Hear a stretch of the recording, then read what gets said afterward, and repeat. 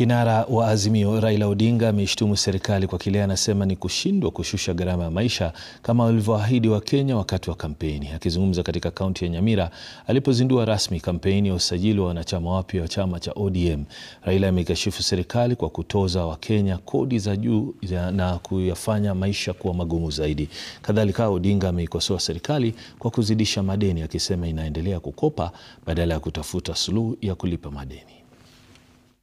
Hiyo ushuru ambayo wanaongeza siku na mchana ni inaumiza wananchi, inaumiza mama mboga, inaumiza jua kali, boda boda, hao yote wanapata shida, sivyo?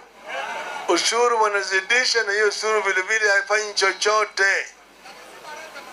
Wanakwenda kukopa pesa ya kulipa deni. Tuko na deni, anakwenda kuchukua deni nyingine ili lipe ile deni mkongwe. Hiyo inakaza kazi bure kabisa. Wewe huko ndani ya shimo unazidi kushimba. Huko ndani ya shimo unashimba kaburi yako. Sio? Hao watu wameshindwa kazi.